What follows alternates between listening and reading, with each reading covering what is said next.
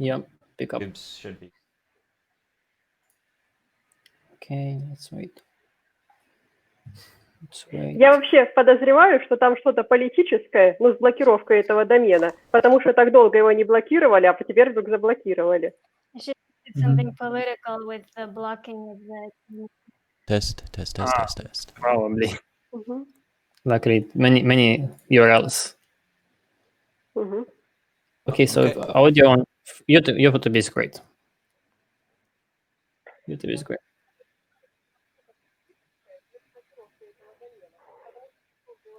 Did anyone get the Facebook video link working? From projects /live? Yeah, no, it's what the. No, it's not there. Let me see if I can pull it from here. Sorry, Alexandra, just a second. So we on YouTube we are fine, and we will be on Facebook in a second. Yeah, we're on it. It's just nobody can see it right now. It's going somewhere. That link is not showing. Yeah, it's showing me facebook.com/TROM-Project/live. That's the one we always use, but it's bringing me to. It's just bringing me to my landing page. What? Okay. On there. Okay, we can. Well, you want to go without and then just upload it to Facebook after? Yeah, or in the meantime, if you can pick it up and stream it on Facebook as well. Oh, in the meantime, while we introduce. Yeah. Okay. Maybe. Spinning circle. Okay, wait. Facebook, I think, might have switched right now. Okay. Yeah. Okay, the link only works when it's live. Oh, now that link works. Okay, so we're live. Okay. Yep. Okay. Okay. Add the intro, and then I can take it from there, please. Under the intro.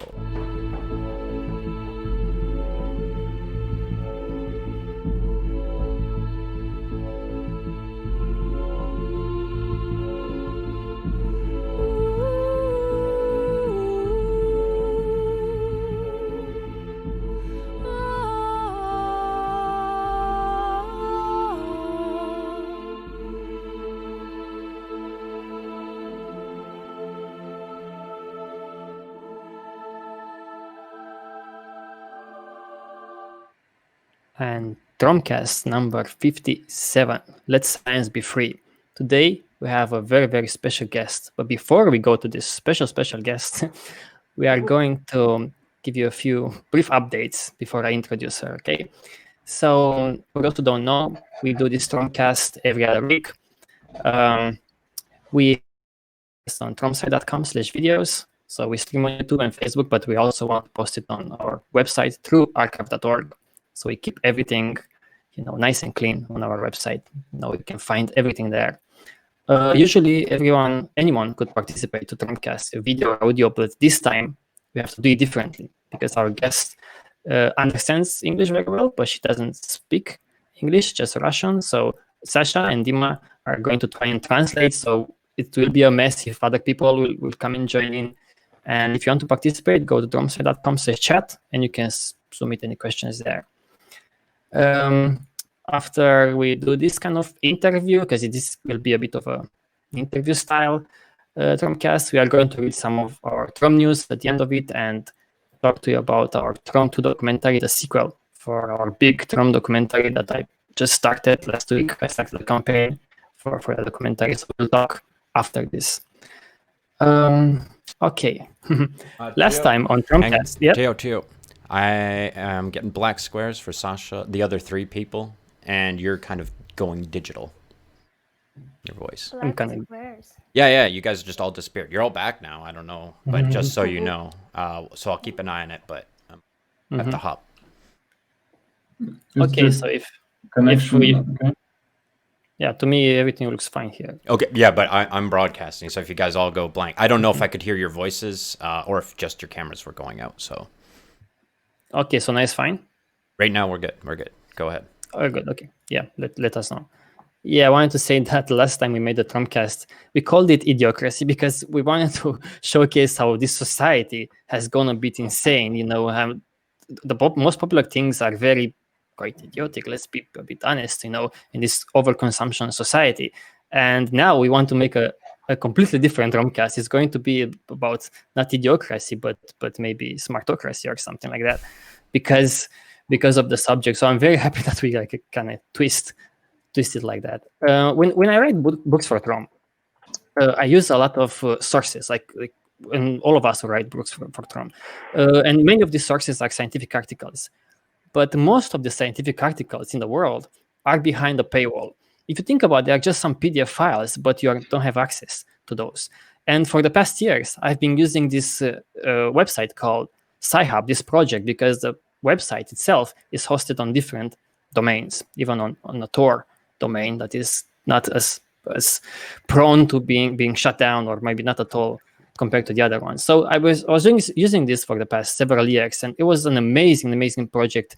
Like, I was reading about it, and I was like, wow, is it really like real that some project exists that will open up millions and millions of articles with a click of a button? And I was so impressed by it that I even added it as default into our TROM-Jaro operating system. We have a TROM-Jaro, TROM-Jaro.com.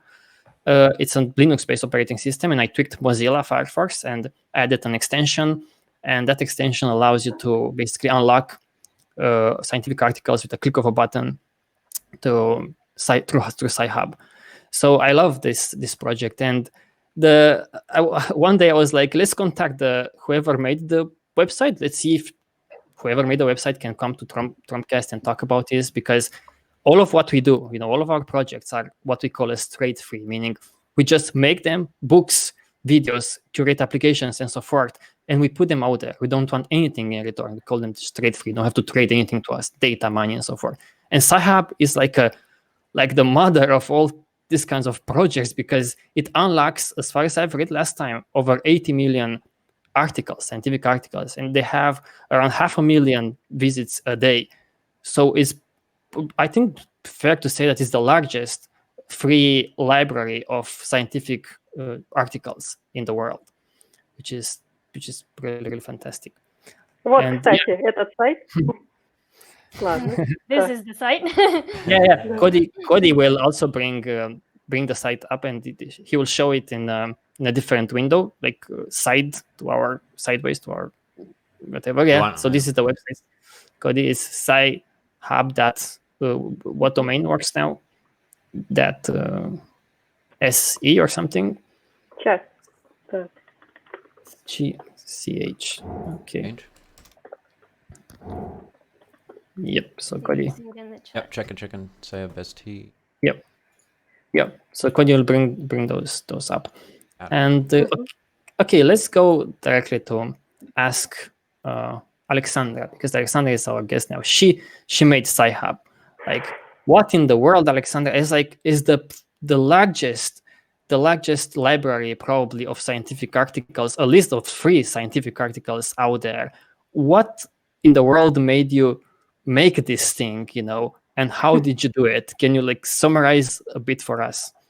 And thank you for participating, of course. Super great. Так, я в университете, когда делала свой диплом, я делала как бы научный проект, связанный с нейрокомпьютерными интерфейсами, и для этого мне нужен был доступ. So she was doing a project in university when she was getting her degree, and it was a project about neurointerface. And for that, she needed to see a lot of scientific articles. Вот, но они все были платные. Я тогда уже столкнулась с этой проблемой, а примерно как бы через пару лет я общалась в разных научных сообществах, форумах. And all of those scientific articles were behind paywalls. And during this time and a couple of years after and stuff, she was also talking in communities to people in forums about this problem. Как бы это форумы были чисто научные. То есть, например, посвященные молекулярной биологии, там разные ученые собирались. Sorry, the forums were scientific forums. So. Вот. И я там увидела, что там просто у огромного количества людей такая проблема с доступом к статьям. And she saw that there was a huge amount of people who had a big problem with being able to access the papers. Вот. И тогда я уже решила написать такую программку. Ну, то есть, нет, мечтала я давно, но тогда у меня получилось сделать такую программку, которая создает этот доступ автоматически. She dreamed about this for a while, but then she was able to create a program where she can get access to these papers automatically. Вот. И это стало сайтом, 2011 год был. And that was in 2011, and that was the beginning of the site. So everything is, as far as I understand, it's right now automated in a way that, let's see if I understand how this Sci Hub works. Basically, we have in our world several companies, big companies, where most of the scientific articles are published. These are the publishers, and they hold onto these articles. You can only access them with a subscription. You have to pay for them, right? They also, every article has a unique identifier. And now what Sci Hub does, as far as I understand, it has basically the login credentials, some login credentials of these websites, and and it grabs all of these scientific articles from these publications and puts them in a database. Is that correct? That's how Sci Hub grabs automatically the scientific articles? Да, то есть есть как бы университеты, которые подписываются на разные журналы. Sci Hub. So there are some universities who are subscribed to certain journals, right? Sci Hub, в общем, берет пароли, как бы, которые выдают студентам, сотрудникам этих университетов, чтобы они могли удаленно получить доступ к библиотеке. So Sci Hub basically takes the passwords that are given to the students of these universities. So they could access them. Да, чтобы они как бы, по интернету могли доступ к библиотеке своего университета получать. Yeah, so they can get access to the papers through the internet. Да, и Sci Hub их берет и сам заходит в библиотеки и качает запрошенные статьи, вот так. So Sci Hub goes into these libraries and takes those papers. And they save them.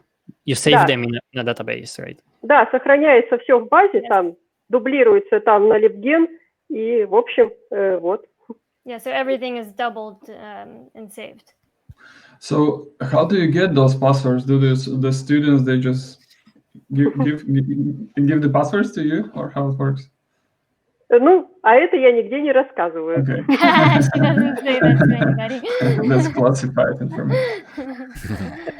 Well, so that's great because it automates all of the process. And as far as I understand, before a few years ago, you basically grabbed those articles and kept them in a cache, right? Basically for several hours, right? And then people could retrieve them. And now you also save them, so they are also saved somewhere. Is that correct? Да, правильно. Ну, сначала как бы они нигде не сохранялись, эти статьи, через несколько часов, они просто были в кэше, как бы, а потом через несколько часов удалялись. So originally they weren't saved, they were cached, and then in a few hours they would be deleted. Да, ну потом это получается, где-то через несколько месяцев мы начали сотрудничать с другим сайтом, Library Genesis, у которых... After a few months they started to work together with different sites, for example, Library Genesis. Да, чтобы и сохранялись статьи туда. Потом это Sci Hub уже стал в своей базе сохранять тоже. To save those articles there. And later, Sci Hub also started to save the articles themselves, basically. How huge is this database? Ну, сейчас там больше 80 миллионов научных статей. There are more than 80 million scientific articles there. And the size of it must be massive, huh? Ну, примерно как бы, получается, примерно 70 терабайт. Где-то так, 70-80. 70-80 terabytes. 78 terabytes. Okay. And how much is 80 million articles compared to all of the articles that are published, scientific articles? Do you know how much of that? Ну, дело в том, что как бы невозможно точно посчитать, сколько всего в мире научных статей. The thing is, it's impossible to count exactly how many articles there are in the world. Вот, но по разным оценкам там то ли 120 миллионов их Ну, там есть разные оценки. Если по базе смотреть кросс-рефа, тогда, ну, их тоже примерно где-то 90 миллионов, наверное, так.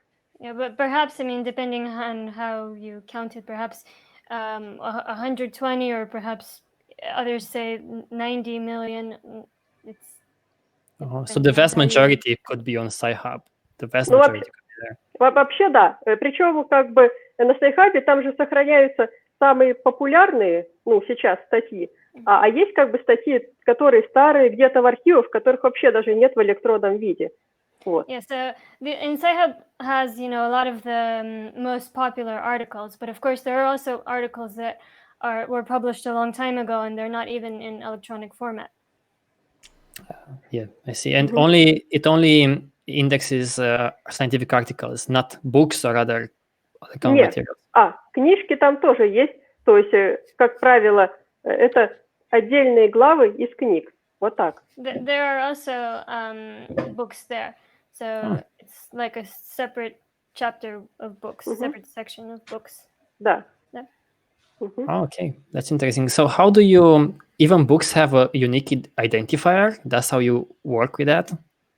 Ну, они, в принципе, технически как бы точно так же скачиваются, как и научные статьи с сайтов издательств. Поэтому Sci Hub тоже книги может скачать.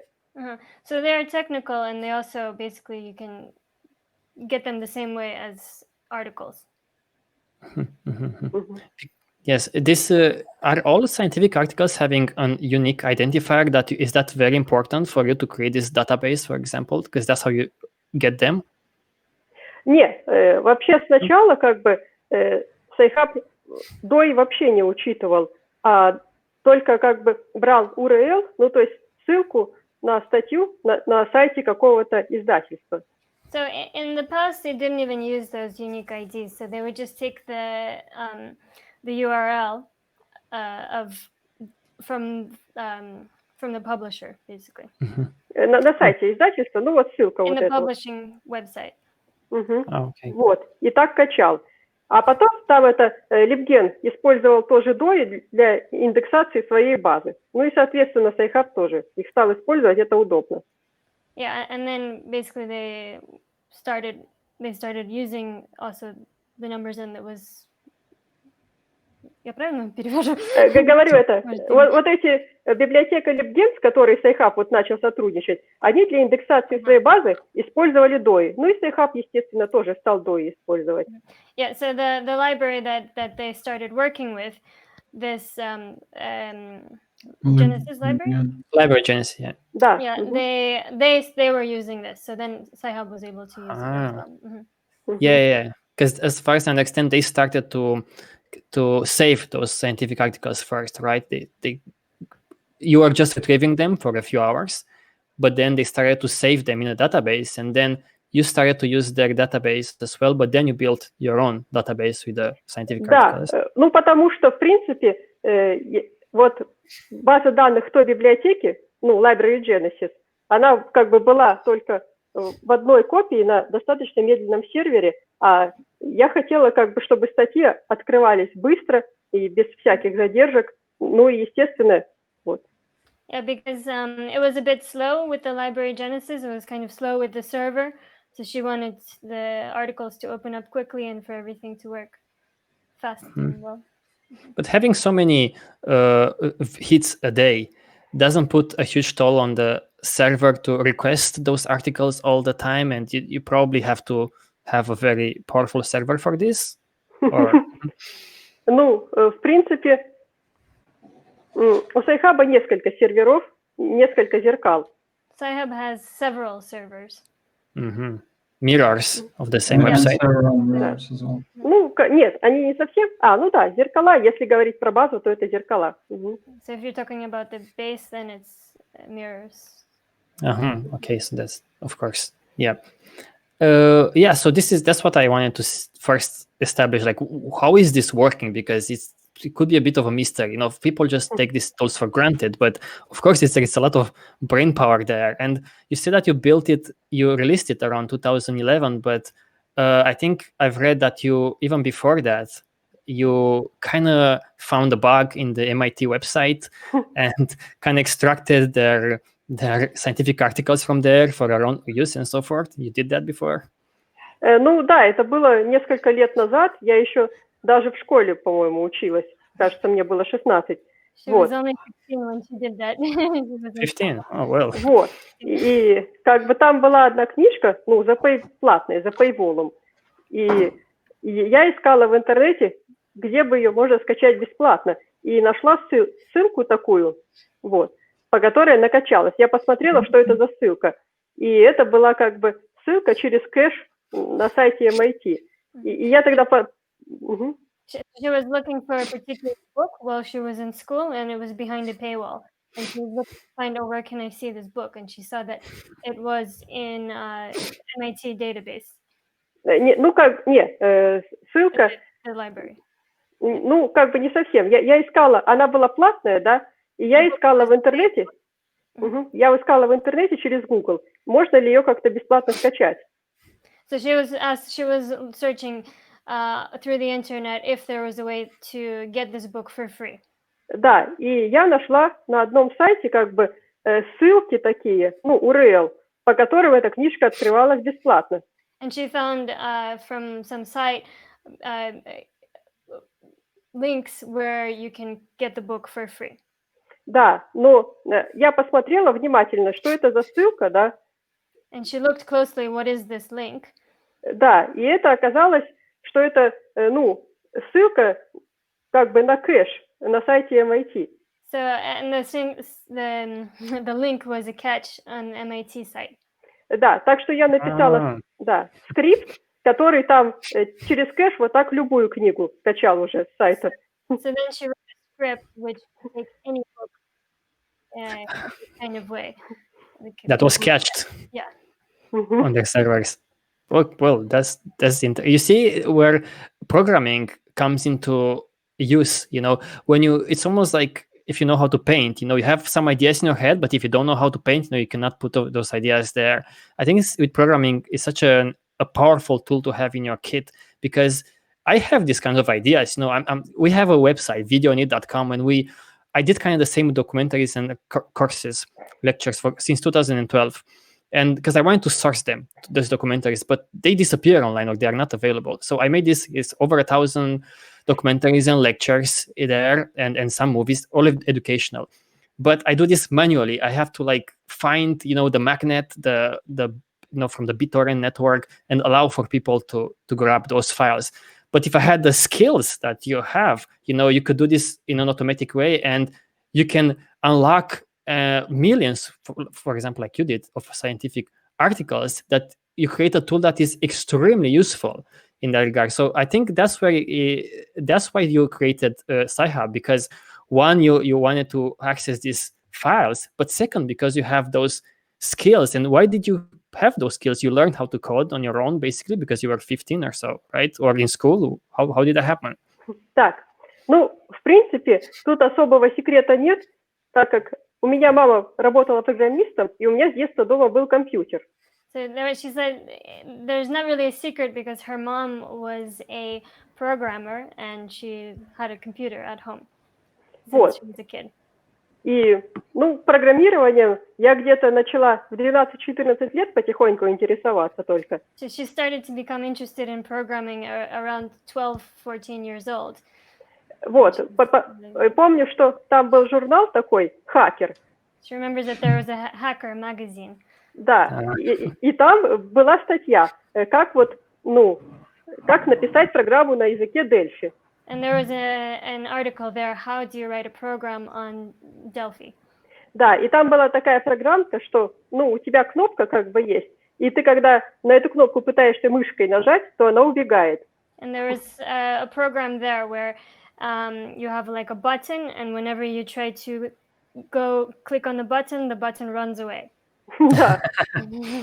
Ну вот, собственно, я помню, что это и была моя первая программка на Delphi. And she remembers that was her first program on Delphi. And you were 12? Ну, не, это где-то около, может быть, 14, где-то так. She's about 14. Вот, а в 12 лет я помню, я читала в интернете разные как бы инструкции, как создать свой веб-сайт на языке HTML. So when she was 12, she was looking at how can you make your own website on HTML. Да, просто обычно тут вопрос, потому что HTML обычно не считается языком программирования именно. Usually HTML doesn't count as a programming language. Да, ну вот. Потом я как бы пыталась на Delphi еще создать такого тамагочи с искусственным интеллектом. And then she tried to create on Delphi a artificial intelligence Tamagotchi. That game. Artificial intelligence. Да. Вот. Ну, You should do that так. now. Wow, that's fantastic because I am kind of coming from the same similar environment where I remember when I was 12, 13, I was like downloading websites or whatever, trying to figure out how they work, looking through their codes. I was fascinated with this, but of course you went a lot ahead of that. And now you know how to talk to the computer, because that's how it is. Sometimes people say, oh, people who use Linux is so complicated. Well, not for those who use, for example, now there is not that complicated anymore. But those who know how to talk to the computer, because it's basically a language. You talk to the computer, telling the computer what to do. You have faster access to the computer. You can tell the computer what to do, depending on the programming language there. So that's why I think you had so much success, because you can pull this together and create Sci Hub. And how long did it take you to make Sci Hub functional the first time? Ну, я просто, можно прокомментирую чуть-чуть про то, что если как бы ты знаешь язык и уже можешь, с компьютером разговаривать. Ну, то есть на самом деле это, не так просто. То есть все равно как бы написание программы, которая работает, это довольно большая работа. Даже если, да. She's saying it's not, it's not as simple as just knowing the language, because of course, to write a program, it's a lot more work than.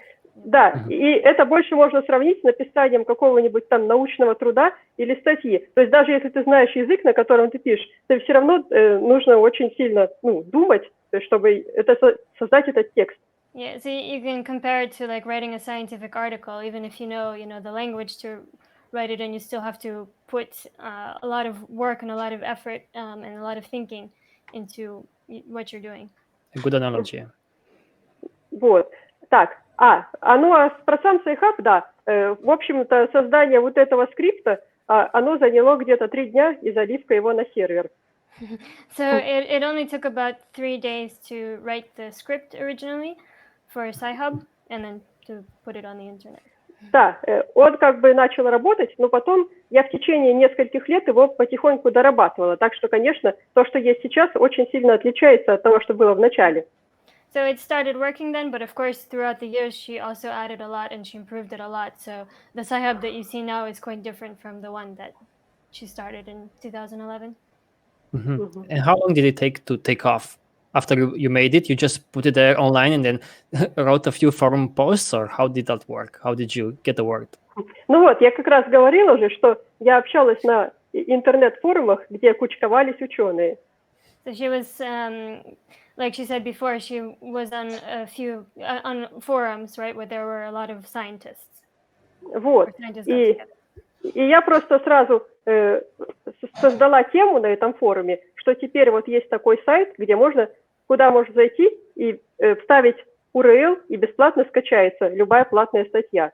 Yeah, and basically she just told, the people in the forum that, okay, here's this site where you can just put in the URL and you can get the article for free. Да, я также в личной переписке с участниками форума тоже рассылала, помню, ссылку на свой сайт.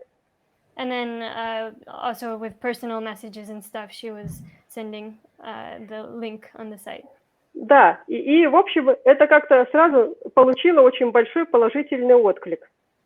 And and it received a lot of like positive feedback straight away. Да, сразу, то есть там, помню, первое время на Sci Hub через Sci Hub стали качать где-то по 40 научных статей в час сразу. So in the beginning, they started to already get like 40 articles in an hour. right from the start. И причем это не роботы, а вот как бы отдельные люди. And not robots, but individual people. It's also true that, like for example, when you look at Linux, first it was the GNU piece of software, and then this guy Linus Torvalds came and created Linux basically. But when he created Linux, I think he posted on some forum somewhere, be like, I just did this overnight, whoever wants to use it, and then he transformed, he blew up into something massive. Didn't expect that. Is it true that you also, from what I've read, you didn't quite have anything grandiose in mind, you just wanted to test this tool to see how it goes and just put it there? Ну да, как бы я думала, что вообще проверить, а вот будет так работать, что заходишь и автоматически качается. Yeah, so yes, like at first she was just wanting to see if it will even work, that you can go in there and just automatically get these articles for free. You sound like Linus Torvalds, because kind of he said the same kind of things. So Да? and then he woke up in the morning and be like, okay, people started using this more and more,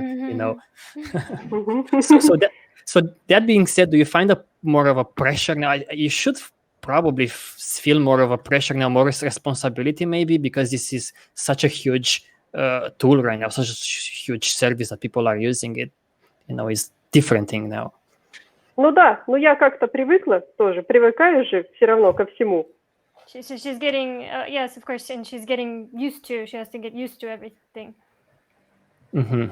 And all of this work that you have done, of course, it's very noticed out there. And one of the people who notices are those people who have those companies where scientists publish those articles.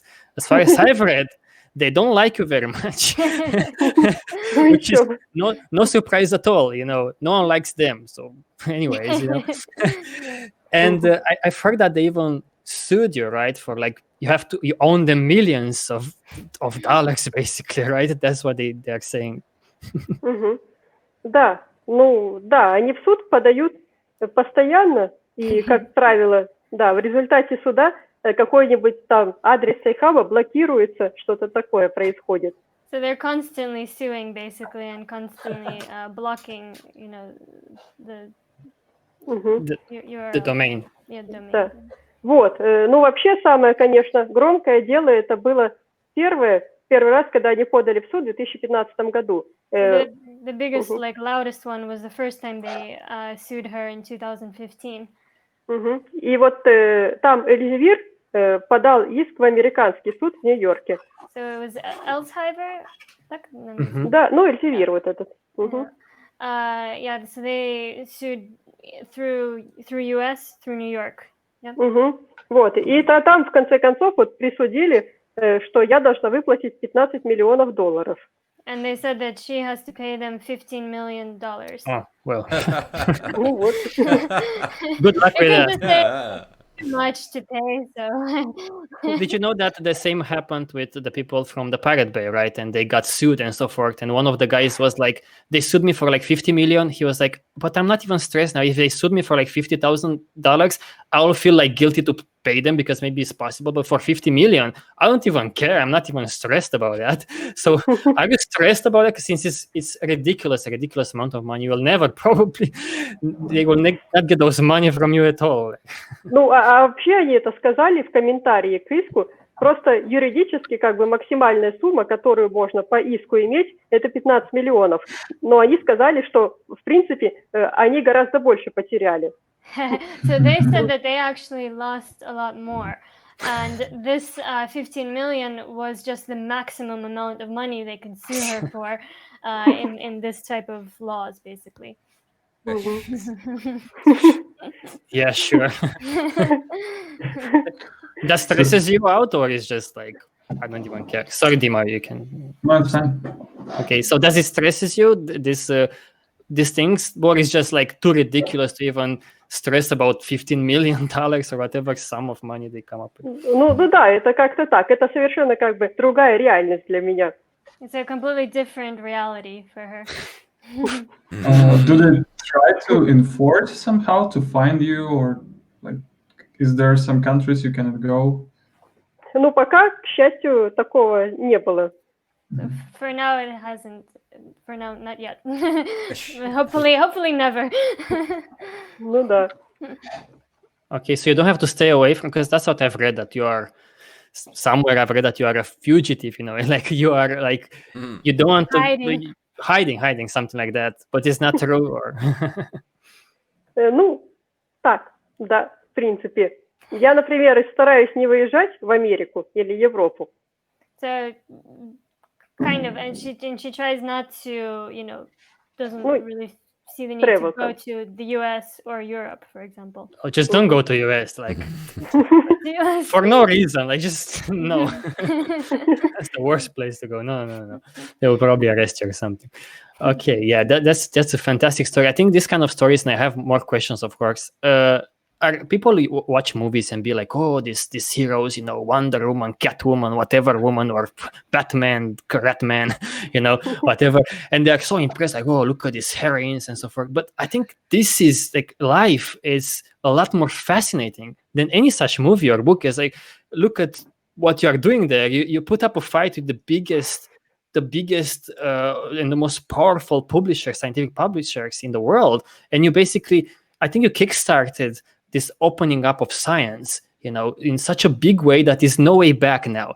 I don't think anyone will, even if they somehow take you back to US and be like, you stay in this very small room, Alexander, you don't go anywhere, Sci Hub will continue somehow. I hope nothing will happen to you ever, but you already opened the door.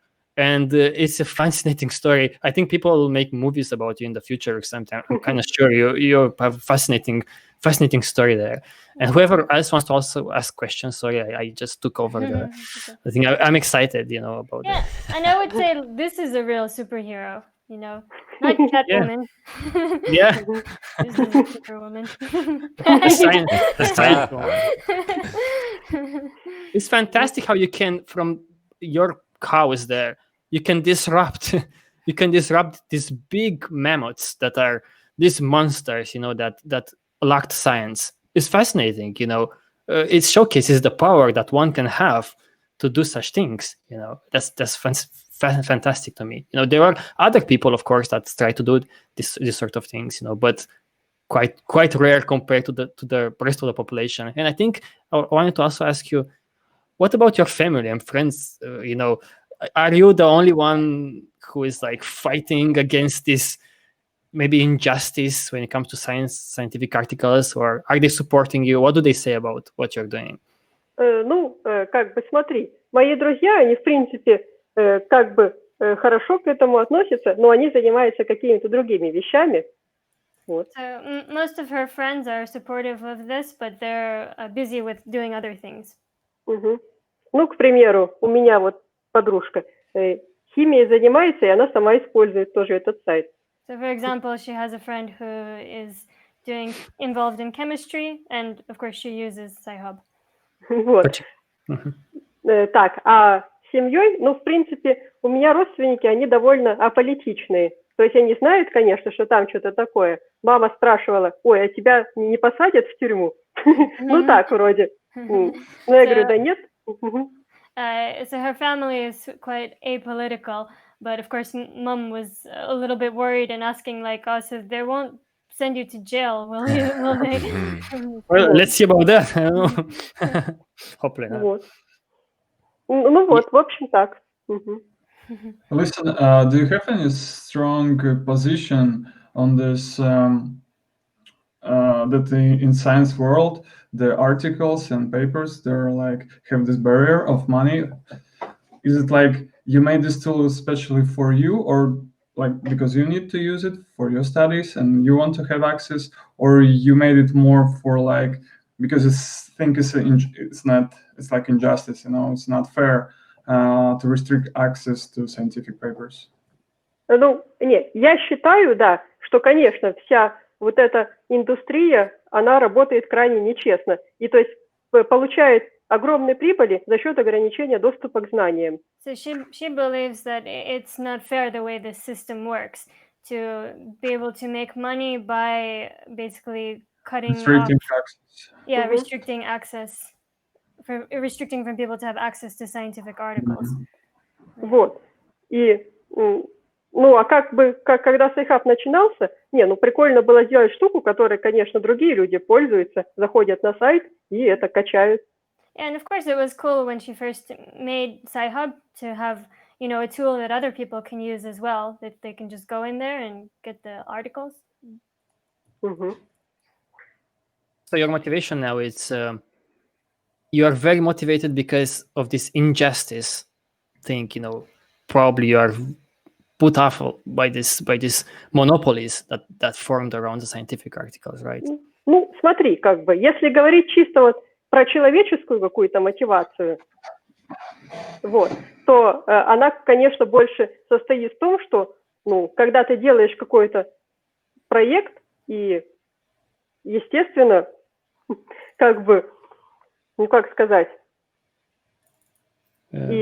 ты хочешь победить, вот так. So when you make some kind of project, naturally you want to kind of make it happen. Нет, я говорю, человеческая мотивация в том, что ты просто делаешь какой-то проект, и ты хочешь победить. Вот так. So maybe Dima, может, ты переведешь? So as I understand, what she means, like in a human term, like your own motivation is to make some project and to become successful, to win. That's like your personal motivation. Да. Yeah. То есть я, конечно, не думаю постоянно, что есть какая-то несправедливость, которую надо исправить, но я считаю, да, что эта система несправедлива. But she believes that this kind of system is not so right, not so just. Но это не то, чтобы я об этом думаю и поэтому делаю. But it's not that she thinks about this and because of that she does this. Да. То есть здесь мотивация в Sci Hub такая больше, наверное, как мотивация любого программиста, который делает какой-то проект. So the motivation of Sci Hub is kind of like the same motivation of any programmer that's making a program, making their own program. That's so interesting because it's the same kind of parallel if you look at, again, Linux, because that's another huge one that happened. And the guy, the Linus, was kind of saying the same also, it's interesting. It's like, well, I just do it because I think it makes sense, kind of like it just makes sense, and that's how things should be, right? Some may be more or less passionate about their projects, but, I've heard that before. I think that's how the world should be. I think the same. I think that this is how the world should be. You want to access some scientific articles, you should be able to access it. Actually, what is interesting is like there is more effort that you need to put if you want to restrict articles rather than keep them free. Because if you keep them free, it's just like you access a PDF file. It's not a big deal. If you want to restrict it, oh my God, you have to go to all kinds of security measures to like restrict it. This is insane. Like it tells a lot about our society, especially when it comes to scientific articles. What can be more important for us as humans than science, to know how it is done? And okay, we may complain about, or me, like, oh, I write books and I'm like, oh, I cannot find an article or scientific articles or others. But think about the scientists who need those scientific articles for their own work. How can you navigate that in this system? Because some of those articles may be on this publisher's website, some on the other one. How many accounts can you have, and they are so spread, it's a mess, That's why I think what you created there is so beautiful. I love to like just sometimes search random scientific articles and then just click that Sci Hub button. Let's see, does it find this one? It's like, yeah. Does it find this one? Yeah, because it finds pretty much everything so quickly. Yeah, and it's not like scientists are rich and have lots of money to spend on all of these. Yeah, we should talk about that actually. What do you think? Because people will naturally maybe argue against you and say, yeah, but you take the money away from the scientists. Now what are scientists going to do? You put their work for free. What do you say to that? Все ученые почему-то, они поддерживают абсолютно Sci Hub.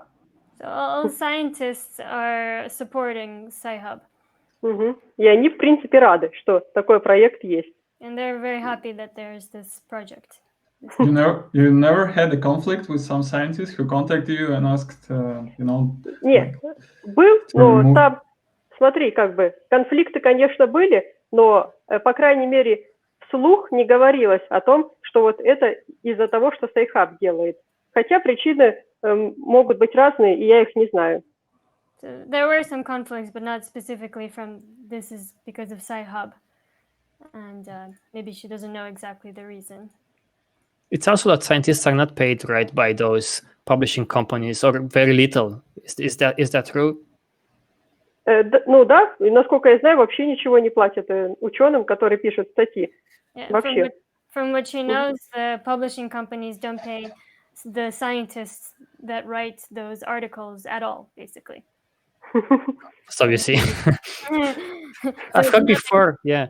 So it's not like you're taking money away from the scientists, right? Ну, Yeah. смотри, я что скажу, да? Вообще это были такие издательства русскоязычные, да, которые платили ученым за их статьи, но они уже давно канули в лету. So there were some Russian publishers that did pay the scientists, but not anymore. Ну, а их не существует, по-моему, уже давно. Anymore. Because I've heard like scientists complaining, saying, "Look, the government paid for this research. Our university kind of paid for the researchers.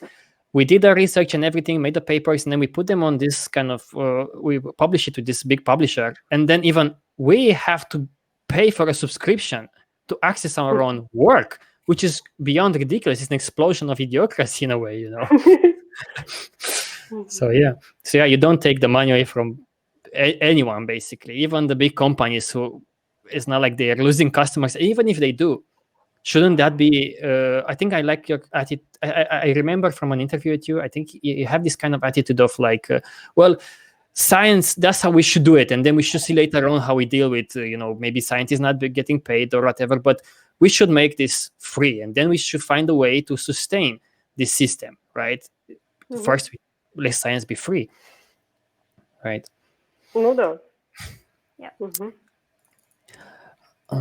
Okay. Do you think you can do this kind of thing with other materials, and do you plan to do this with, say, documentaries or other videos or books overall? Ну, это было бы, конечно, очень здорово, но пока это еще много статей, над которыми надо работать. So that would be very great, but for now there are still a lot of articles that she needs to work with. Because that would be fantastic to have the same kind of thing for. Ну, вообще, я думала, что на Sci-Hub размещать всякие, может быть, средневековые манускрипты по алхимии, по астрологии, и будет вот тоже как бы статьи не только современные, но и старые какие-то. So she also was thinking about putting some old manuscripts as well, from like chemistry or astrology and other kind of. Ну, алхимия, алхимия. Alchemy.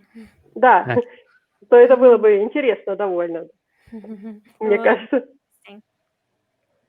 Yeah, that sounds beyond fascinating.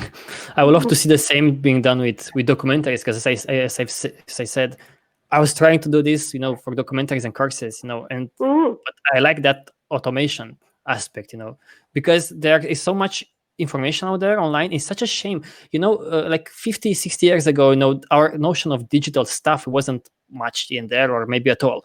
But today, the fact that, those books that were hard printed, they can be copied billions of times at any cost.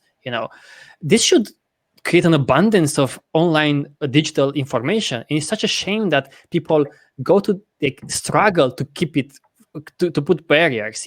It's a struggle there. It's not a struggle to make it free, like I said before. It's easy to make things free. Just upload it somewhere and people have access to it. Bada bim, bada boom, it's done. So yeah. Ну, да, мне кажется, ну, там, знаешь, это как бы проблема в чем, что как бы издательство, оно выполняет такую функцию, что вот как бы если твоя работа у них опубликована, то ей можно доверять. Вот что-то такое. So the point kind of, that publishers make is that like, okay, if someone publishes their work with them, then you can kind of trust that this is a legitimate article. Да, а если ты сам по себе что-то на сайте пишешь, да так же любой дурак может как-то так. If you just write whatever you want on the site, then any idiot can just, make whatever article, which we can see, on Facebook and wherever else everyone writes whatever, and... А как бы издательства, они вот отбирают самое лучшее и так далее, вот. Yeah, and publishers, of course, they choose, the best and trust. Ну, вот такое. Yeah, but don't they have, as far as I understand, they also have kind of like a volunteer-based checking of those articles. There are many who do that voluntarily. No one pays them. It could also be a conflict of interest if you pay people to review your articles sometimes. So could be a slippery slope there. Yes, you can. Yeah. Ну, просто это как бы это основное, на чем сейчас держатся издательства, на том, что они как бы это гаранты какие-то доверия к работе. So that's just like the main reason that people are kind of, standing behind these kind of publishing companies. That's their reasoning. But there is not much reasoning if people also can do this on a volunteer basis. As far as I understood, like scientists will review others' work, and it's not like they don't have flaws. These publishing companies. You should watch. Is this website called Retraction Watch, and you'll see there like many articles being retracted all the time. So yeah, of course it's important. Это, конечно, да. Я тоже считаю, что в принципе может человечество жить и без издательств спокойно.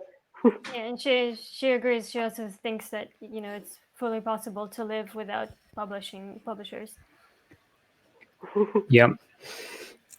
Well, if you talk about free stuff, one of the things that we do here, probably you maybe have no idea what we do here, but what we do here, we try to make free stuff as well. Books, documentaries, whatever we do, operating system, curate hundreds of apps and so forth. And but we also have this what we call as the trade-free directory. We say, let's compile lots of organizations who offer free stuff. We call it trade-free because it makes more sense online. It's like you don't have to trade anything, like your data. You know how Facebook says that, I'm free. They are not free, of course. They collect your data and put ads into your face and so forth. Not free. That's not free.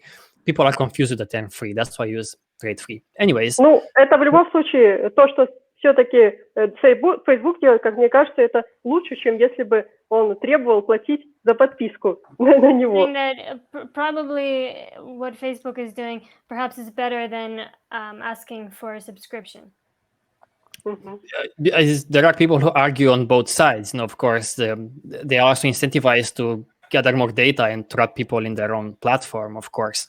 But we make this lots of. We have a directory. It's called the trade-free directory. We gather. Your website is there as well, your project and so forth, showcasing these projects who offer free.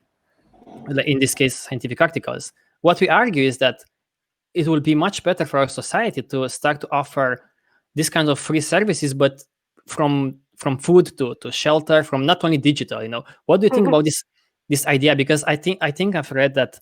Well, I know for sure that I've read that you are also kind of a fan of communism, and and we are many times accused of being like, you are so communist, in our comments and so forth. I'm like, well, is that a good thing or a bad thing in the end?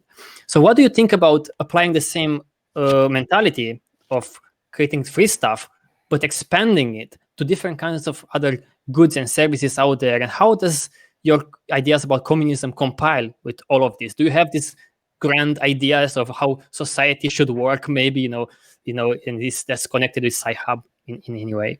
Ну, смотри, пока что у меня какой-то такой законченной концепции нет, я еще над ней думаю. So she's still thinking about the concept. She doesn't have any concrete. Complete. Да. Complete. Yeah. About communism, you mean? Да, но в принципе, что касается коммунизма, то здесь меня просто вдохновляет сама идея. И как бы, если что касается научных статей, то там точно должен быть коммунизм. So she's just saying that she likes the idea of communism, and in terms of scientific articles, it would work well with communism. Нет, подожди. Говорю, меня вдохновляет идея коммунизма. So she likes the idea of communism. Подожди. Inspired. Да, вот, правильно. The idea of communism. Вот, и как бы, что касается научных статей, то там точно должен быть коммунизм. And in terms of scientific articles, for that you definitely need communism. Вот. What do you think? What is when people talk about communism? Of course, they may have all kinds of interpretations. So, what do you mean by communism? Is like this idea of what Karl Marx had, and angles, or the implementations that you saw around the world in Russia as well, and so forth. If you don't want to discuss about this, it's okay. Ну, в принципе, коммунизм-то начался еще, коммунистические идеи были еще в Древней Греции. So the ideas about communism existed even in ancient Greece. Да, и в принципе это сама идея того, что как бы что-то должно быть общим, и идея отрицания собственности. So, and the idea is about things being common, right, and getting rid of ownership. Вот, в целом. А, конечно, есть разные варианты коммунизма, включая версию Карла Маркса. And of course, there are different variations of communism, including the version of Karl Marx. Но меня вот просто в целом как-то вдохновляет сама идея. But she's just inspired by the idea itself. Do you think it's a good idea to like maybe not have this notion of ownership, and if we could share the resources on this planet, that's kind of the mentality overall in a nutshell? That will be. Ну, в принципе, да. То есть, возможно, даже в будущем как бы изобретут нейроинтерфейсы, ну, про которые я вот писала, что можно напрямую подключаться к сети интернет, напрямую подключать свой мозг. So, yeah, and perhaps in the future we can even have a neural interface through which we can connect directly. Yeah. Да, напрямую подключаться. Our brain to the internet. Да. Cody will like the idea. Yeah, Cody loves this idea. Welcome to the hive mind, my friends. Вот. И вообще тогда получится, что на планете есть один большой глобальный мозг. And then it will turn out that on Earth there is like one global brain. There it is to you. So that's Cody's dream. Of course, you should always be careful of this kinds of any technology. It's polluted by whatever system is in place. Any technology can be like a knife can be used to kill someone or to whatever, or chemical reactions, can be used to create stuff or destroy stuff, So in our society, these companies, if technology is in their hands, probably like with scientific journals, they will want to maximize their profits. So we always should be careful about that. That's kind of the message that we are trying to always project to our project. Ну, смотри, пока что, если посмотреть на всю историю человечества, то по мере развития технологий все-таки человек становится в целом более свободным. So for now, if you look at human history, then as much as technology has developed, it has also helped humans. Да, человек становится более свободным. It helps the human has become more free. Basically. Ну, просто, как бы, если именно посмотреть на историю. If you look at history. So you mean like... So with the advance of technology, humans have more tools of freedom, kind of. More time to do, whatever. We automate farming and whatever, then I don't have to be a farmer. My time's freed up to take articles and post them on Sci Hub. Yeah, but in this society, probably you are still trapped even with this technology. All of us are on a daily basis. We are consumed. I will argue that from Facebook to whatever they consume your data, they consume your attention. You are, the consumption increased, of course, exponentially for the past 100 years. Of course, you can discuss about this a lot, but maybe if freed people from some works, it also kind of я хотела сказать даже, что оно не только от работы, а в принципе, что общество, как мне кажется, развивается к более свободному. Разве нет? So she's saying not only about work, but in general, the community is kind of developing Society. The society. Общество развивается, и по мере развития технологий общество в целом становится более свободным. Yeah, so the community kind of is developing, and with the help of technology. Не community, а society. Oh, sorry, society, yeah. Вот, по мере развития технологий оно становится более свободным. Yeah, and society is becoming having more freedoms basically from the technological advances. Yet, we created this world of digital stuff, like we explained, amazing technology, and people just put paywalls in front of scientific articles and so much content. Despite all of this amazing technology that we can replicate knowledge, so of course it's a double-edged sword, and we can go on about this. I agree with you that technology is amazing and it's automating so many jobs, but maybe we have to apply it in a smarter way. And I think one of the criticism of communism all the time was about this capitalism society, where we put a price on everything and people don't have much time for anything else, and so forth. Well, we deviated, of course, towards these ideas, but yeah, we can go back to... Ну, просто там основная критика, как я понимаю, что в любом случае капитализм, он приводит не к свободному обществу, а к такому, которое контролирует несколько корпораций. So the main criticism is that, capitalism isn't bringing us to a more free society, but rather a society that's controlled by a few companies. Yeah, well, of course we agree with that. We see it in the world. For the last book I wrote, I uncovered 170 companies that pretty much own everything from entertainment to whatever. I made a search engine, actually, where you can search. Да, то есть это абсолютно любой рынок, он в любом случае потом приводит к тому, что в нем появляется какая-то монополия, которая контролирует все. Yeah, so basically from any market you will end up with a monopoly that's going to control everything. Yes, whoever is interested, if you go to tromsci.com/tbf, and it's a search engine where you can search the name of a brand and see who owns the brand. There are 170 companies who own pretty much every brand, computers, operating systems. It's crazy, You may go into a supermarket and think that you have choices. Not so much, There are a few companies who make all of those candies or whatever. Да, и даже я не помню точную статистику, но есть же статистика, что там, допустим, 2% людей владеют чуть ли не всеми богатствами на нашей планете. Yeah, and she's saying that she doesn't remember the exact statistic, but it's something, 2% of people basically own almost everything. All the wealth.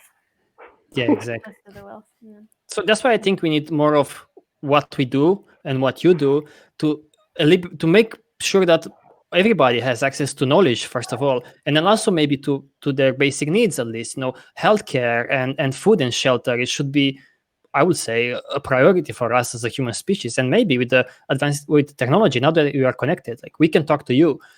We've never met in real life. I don't even know if you are real. I have no idea. You'd say you are. Maybe you're not. But it connects us, and we can develop such ideas, and who knows, something will explode in a good sense, like it did with Sci Hub. But you work alone, right, on this Sci Hub project? You said you work alone, right? Да, именно if anyone doesn't know, that is yes. Yeah, that is yes. Even in Romanian, да. Да. Ну, к примеру, допустим, Sci Hub, естественно, арендует где-то сервера для своей работы. Сервера их предоставляют другие компании, но это совершенно отдельные бизнесы, которые они напрямую не относятся к Sci Hub. So, of course, there are servers that are owned by other companies, but it's not, direct... Directly related to Sci Hub. Yeah, directly related. Я хотела сказать, арендуя сервера, это совершенно отдельные бизнесы, да, они не имеют прямого отношения к Sci Hub. Yeah, so, renting servers? Да. Yeah, so renting servers, it's not, Извини, скажи. Вот, но эти компании, они занимаются тем, что они сдают сервера в аренду, и они не имеют... So the companies, of course, rent the server. Да, и они не имеют прямого отношения к тому, что делает именно Sci Hub. Yeah, and they don't have, the primary... they don't deal exactly what Sci Hub does. Да, как-то так, то есть, как понимать, вот. So, but you don't have any team of volunteers behind, У меня здесь нету команды разработчиков, и Sci Hub, в принципе, только я контролирую. So she controls Sci Hub, basically. Is that a weak point? If, say, Sci Hub could be taken down, is that a weak point being centralized in that sense? Ну, смотри, он с самого начала появился как централизованный сайт. So from the very beginning, it was a centralized site. Да, то есть если честно, да, то здесь большая команда скорее была бы это ахиллесовой пятой.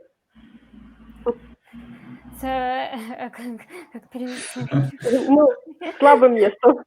So it would be she was saying that a large team would be kind of a weak point. But what if, people say, what if I get hit by a bus tomorrow? They always put that question. What if you get hit by a bus tomorrow? Alexander, what will happen with Sci Hub? Не, ну смотри, как бы Sci Hub, он, в принципе, то, что все качает, это архивирует у себя Library Genesis. So everything is archived in Library Genesis. Да. И они это зарелизят на торрентах, к примеру. And they, for example, release it on torrents. То есть даже, в принципе, если централизованный Sci Hub исчезнет, то уже это все равно знание, оно будет уже как бы освобожденным. So even if Sci Hub disappeared, all the knowledge and scientific papers already there. Yeah, yeah. But is your website open source? It can be forked? Нет, он не open source.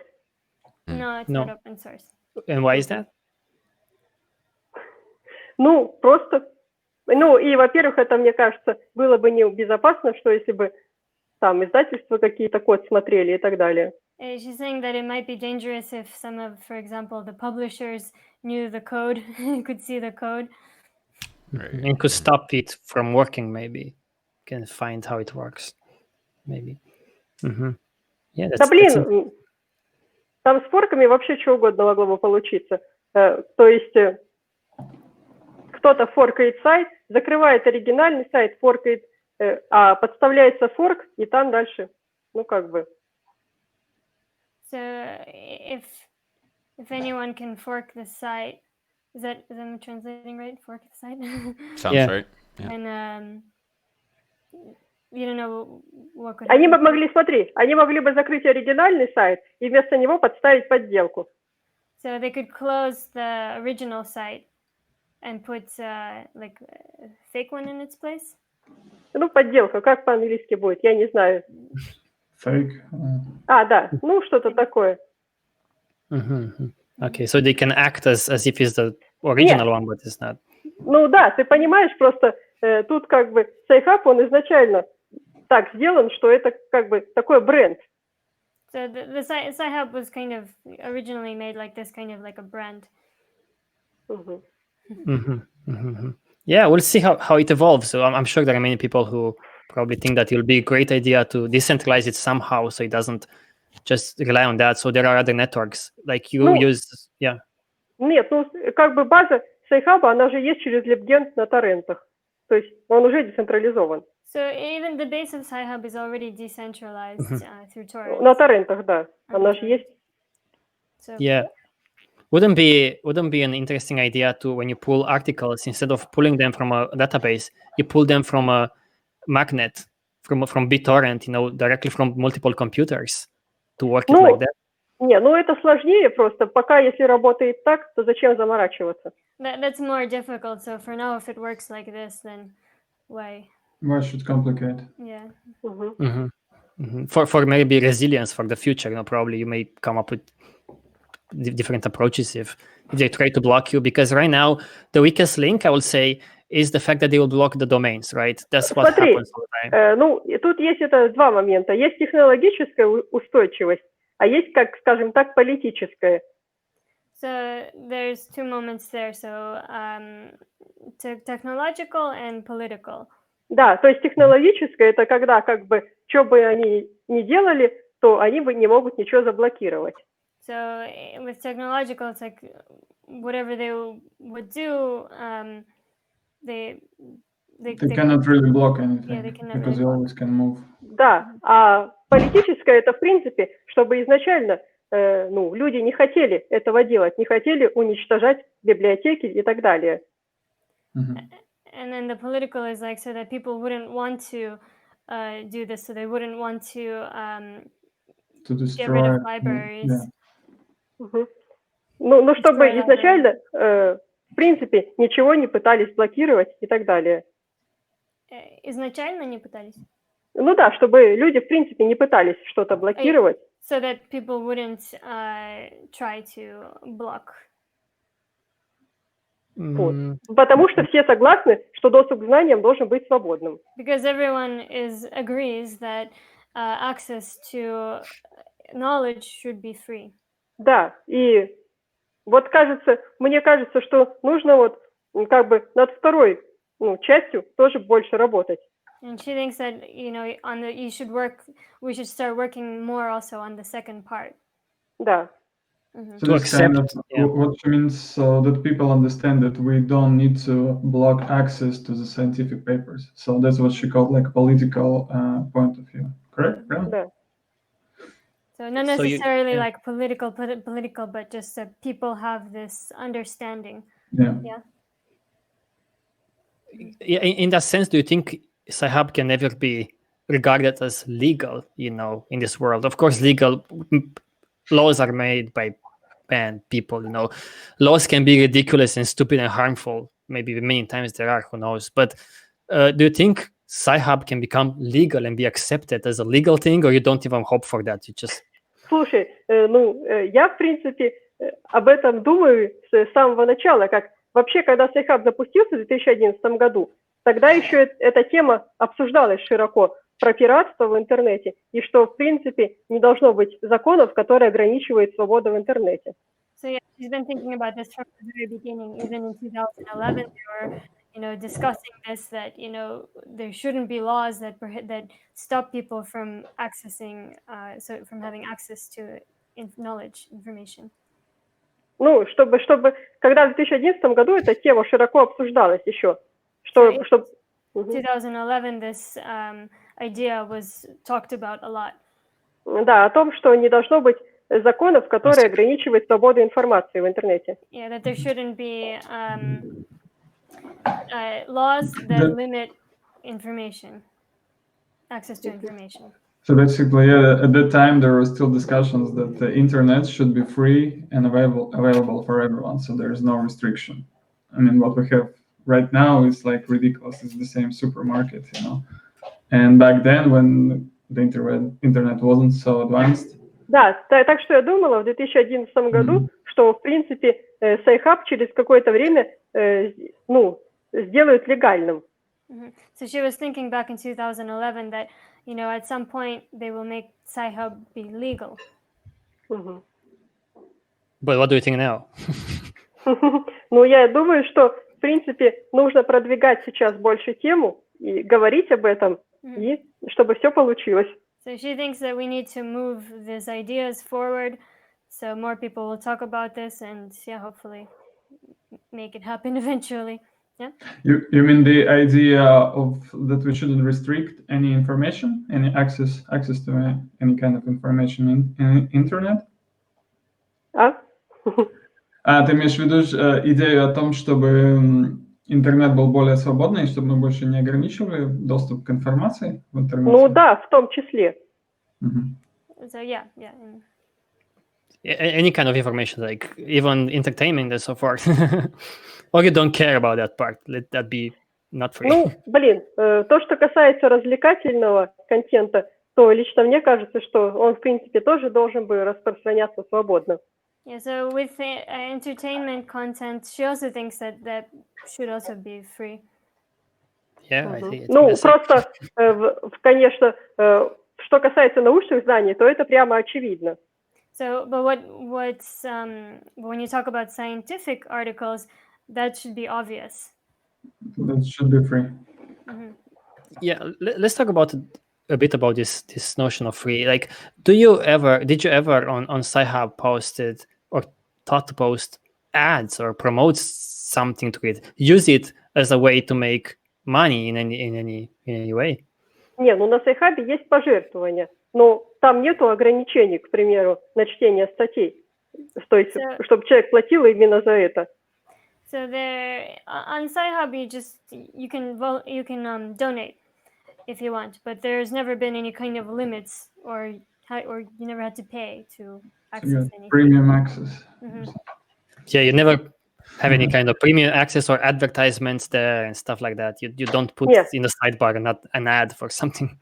В самом начале, когда Sci Hub только запустился, я пробовала там вешать баннеры, но они, помню, они приносили какие-то копейки и портили вид, так что я их убрала. So actually, in the very beginning, she put some banners on Sci Hub, but it only brought in like a few little pennies, and she realized that it ruined the look, and it kind of ruined.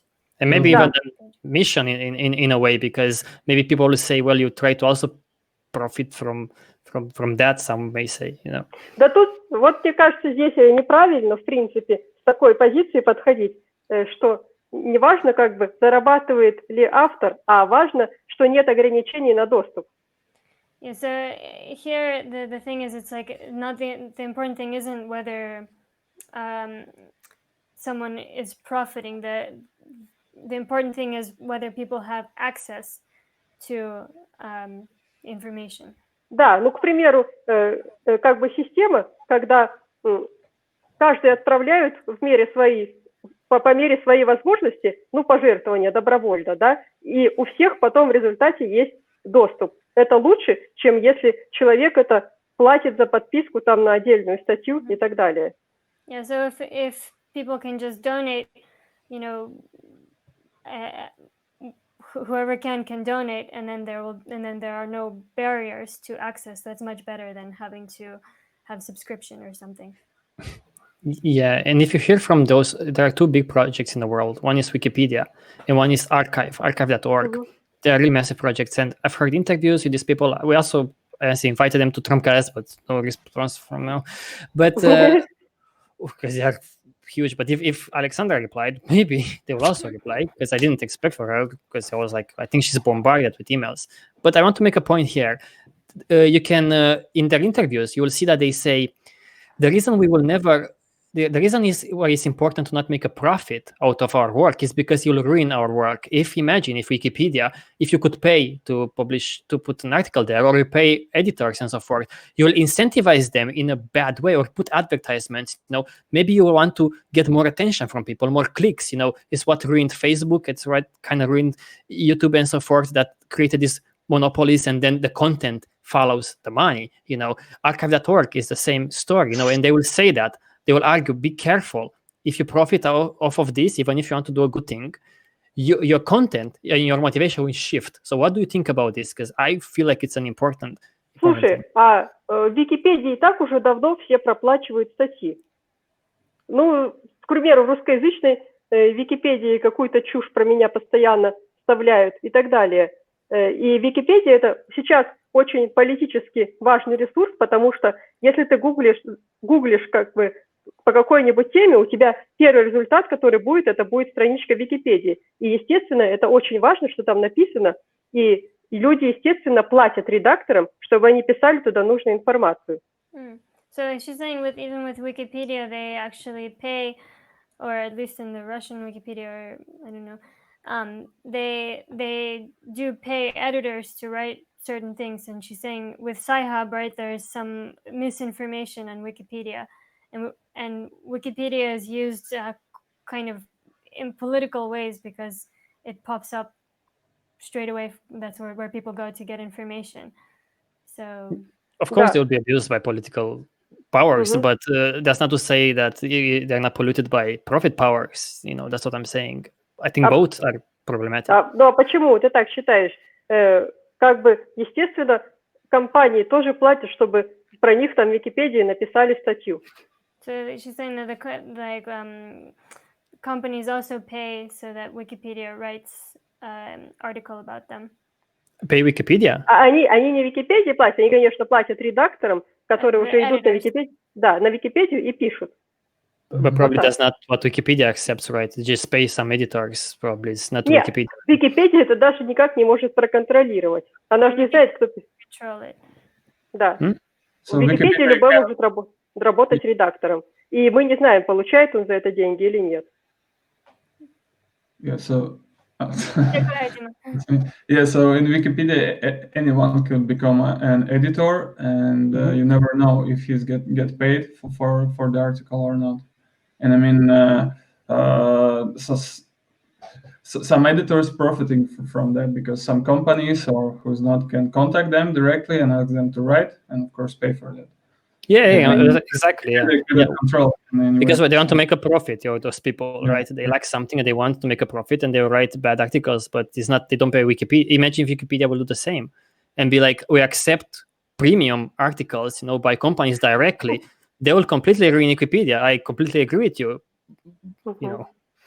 In a sense, it's even an example called Everypedia, something like Everypedia. It works on that basis. They wanted to put ads and they wanted to put premium content and so forth. And if you analyze the two a bit, you will realize that they are more incentivized to put whatever is there. Like it was a lot, many articles about the porn industries, weirdly, and porn stars and so forth, just to get clicks for the sake of creating more and more ad revenue. So it's a bad incentive there. So I hope that Sci Hub is never going to be influenced by such things as long as you keep it just based on donations and then not put ads there and be like, hey, I'm paying you, Alexandra, $1 million to put my ad there. I hope that never happens. Ну, смотри, если бы там какая-то реклама была бы, которая связана с наукой, к примеру, рекламировали бы новую модель микроскопа, и мне бы заплатили за эту рекламу, то почему нет? She's saying, but what about if, say, there was a commercial for something scientific, say a new microscope or something, and they would pay her money for putting the commercial there, then why not? Да. I think it's a super slope, yeah. Вот. Так, еще когда-то несколько лет назад там некоторые люди предлагали сделать на Sci Hub премиум аккаунты.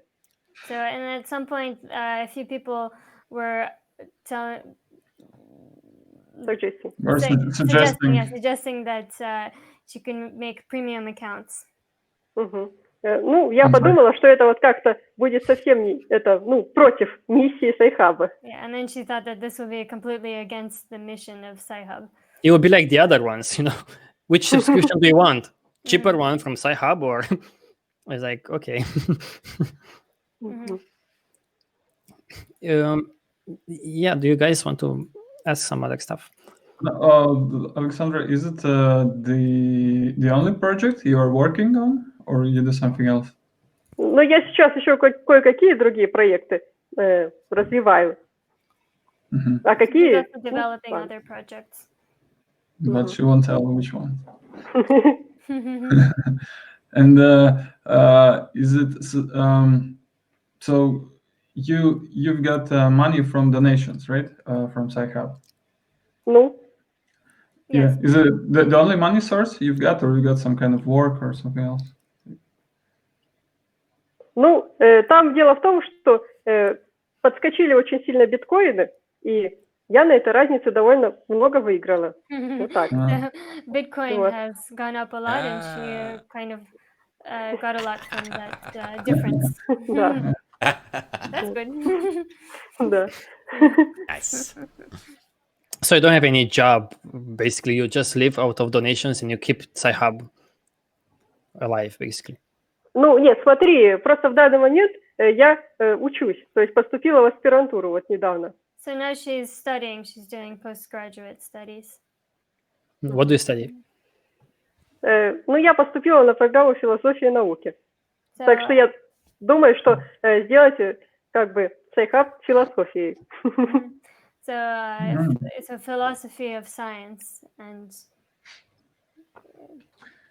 soon there will be philosophy, science, Sci Hub. Да. Probably they are scared in that domain. Oh my God. Нет, смотри, у нас сейчас, изучается, когда ты поступаешь в аспирантуру, то ты там проходишь историю философии науки и изучаешь работы разных философов науки. Например, там Томаса Куна. Вот. So, Jimmy, you want to translate now? Okay. Когда ты поступаешь в аспирантуру сейчас, то ты там проходишь историю философию науки и изучаешь разных философов науки. So when you go to postgraduate right now, you're studying a lot of the history and philosophy studies a lot. Ну, изучаешь историю философии науки и изучаешь работы разных философов. So you study history of philosophy of the science, and also you study a lot of the science historians, right? Philosophers. Right. Вот. И как бы было бы неплохо, если бы там в этом курсе также изучалась философия открытой науки. Okay, and it would be great if there at the same time would be studies about open science philosophy, right? Is it how it's called in English? Open science philosophy? Философия открытой науки. Philosophy of the open science. Okay. Are these ideas, do you think, inspired by the open source software movement? Open science. Let's open the science. Let's open the access. What do you know about this? Because if you studied... Не, ну, естественно, как бы они сильно пересекаются, эти два движения. То есть и open source, и open science. Yes, но... Cross paths. Open source and open science. Mm-hmm. Yeah. Okay, let's see what questions we have here.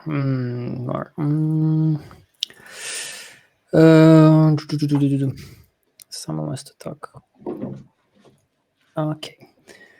What is the future? What is the future of Sci Hub? How do you see Sci Hub in the next 10 years or so? Do you think you'll be lots of clones of Sci Hub? Do you think you'll get bigger and bigger? You'll change the technology behind it? What? Because it's almost 10 years since you started Sci Hub, and looking back, did it change a lot? So you can expect many changes in the future.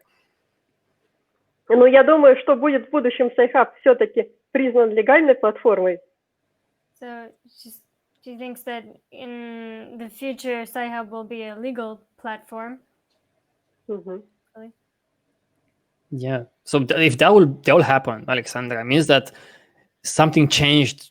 Even in this political spectrum that you see in the world, something changed so dramatically that they accepted to open all of these journals. And I think they kind of try some things like that in Europe, the pseudo kind of opening. Do you know anything about that? Do you know any approaches?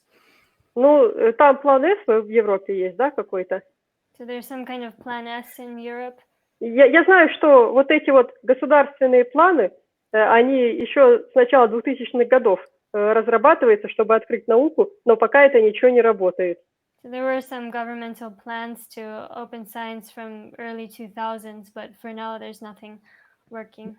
No one contacted you about this approach to make it, look, Alexander, let's make it this legal, let's work with, I don't know, maybe lawyers or whatever in the world, no one contacted you to try and play this game on this legal scale to become legal? Нет. No? Ну, нет. Ну, то есть я, может быть, когда-то получала пару писем, как бы не от русскоязычных каких-то юристов, но они не сильно были в эту тему погружены. So maybe she got a couple of letters from Russian speaking lawyers, but they weren't so strong into this theme. That's interesting. Yeah. Ну, они просто как бы высказали, скажем так, поверхностный интерес, вот так. То есть это еще с ними надо было как бы долго, работать как-то, что-то такое. And you would have to work with them much longer. They just basically express their interest, but in order to something happen, there a lot of work has to be done. Да. So you would like to see not a new form of, maybe, as far as I understand, not a new form of, say, copyright, like, say, Creative Commons, or you may want to see no copyright at all, or something like that. Like, just let's not bother copyright. Let's just make it free. Is that kind of approach that you would like to see? Ну, я, в принципе, против того, чтобы был такой закон, как копирайт. So she's actually against the copyright law. Да, но говорить о том, что будет через 10 или 20 лет, мне кажется, нет никакого смысла, потому что технологии развиваются и все вообще меняется очень быстро. But maybe there's no point of this because technology is developing. Подожди, стоп. Говорить о том, что будет через 10 или 20 лет, нет никакого смысла. But there's no point of talking about what will happen in 10 or 20 years. Вот. Потому что технологии развиваются очень быстро, и все очень быстро меняется. Because technology is developing really fast and everything is changing fast. I wish people would change as fast as technology, and their mentality is not having laws invented in the 1800s or something like that. Because imagine if online, let's say this digital world, everything will be, forget about copyright for an hour. Imagine if everything will be like, take whatever you want from wherever you want. Do you think it's going to be that bad for anyone? Or it's like, because I feel like people already do that online. If they will find photos and videos and scientific articles now, I don't think it's a bad thing at all. I think it should be completely, don't even bother with all kinds of licenses. I hate that. Many people emailed me over the years and said, can I take your books? Can I copy? Like, what kind of license are your books published on? I'm like, no license. You do whatever you want with them. Copy them, distribute them, edit them. I think it's more, for me at least, it's more relaxing. I think it can give rise to a lot more creative projects. So do you think in the same way? Just let it be free, kind of. Да что-то я, честно говоря, вопрос не поняла. She didn't really understand the question. The question is, should we give up on this idea of copyright in the first place? Let at least digital information, don't even put a rule on top of it, because copyright means you put a rule there. Someone says, okay, I create something and you are not allowed to copy it. You are only allowed to see it. Others say you are allowed to see it, to copy it, but not to distribute it. And it's a mess. It's a huge mess. So I'm saying, wouldn't that be better to just forget about this mess, and just let things be as they are? Do you have the same kind of mentality? Don't bother with copyright at all. Ну да, я же сказала, что в принципе не должно быть такого закона, скорее всего. Yeah, and like she said, in the beginning, there shouldn't be such a law in the first place as copyright. Yeah, well, I completely agree with that. Everything I've done so far, that's what I've been doing them. I would hate to imagine write a book or do some work. To me, think about the other way around. I do something, and the only way I share it with you is to ask you for something at all. Oh, Alexander, give me your money. Oh, Alexander, give me your data. Give me your attention. To me, it's polluting. Whatever I create, I love to share with people. Take it, I think it's a wonderful feeling. It's unmatched by money. What do I do with the money? Okay, maybe I'll buy some stuff. Maybe I need some stuff. But it's a lot of satisfaction to just, take it as it is. And I fucking love that. And I love to see that attitude from you as well. It would be so much less of a headache, Mm-hmm. If you write a book, you finish it, and you want people to read it, you put it online somewhere, a platform for free. Sasha traveled for the past 10 years around the world with very little money. It's a crazy story there. She has a website, bigworldsmallsasha.com, and she traveled and she traveled for the past 10 years every fucking where. And now she's writing a book about it, a huge, massive book. But she will put it on her website for free. Maybe she will sell a physical copy in case whatever, but she will put it for free. You can take it. Imagine, how can you put a price on that experience of life, to say, oh, how much will this book worth it? Maybe it's $19.99, is it worth it? Yeah, and in the end, it's like, if I want people to read my book, then why would I not want to give it for free, If someone wants to help, then, I agree also with how Alexandra is like, okay, you can accept donations because, yeah, you need to survive in this world somehow. But if you want people to have access to, your creative work, then how can you not put it for free, So there are some projects out there or people that you really admire and you really, really love what they're doing.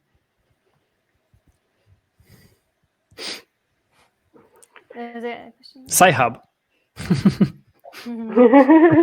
Так. someone inspired you, or still inspires you, or it's something that you really love, a project there that is fantastic in your view? Ну, смотри, если говорить о том, что вдохновило Sci Hub, то это были пиратские электронные библиотеки другие. Такие вот, как, например, сейчас напишу.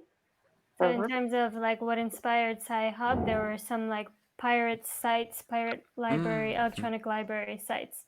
And например. Еще. Library.nu. Да, эту библиотеку закрыли в 2012 году. So they closed that library in 2012.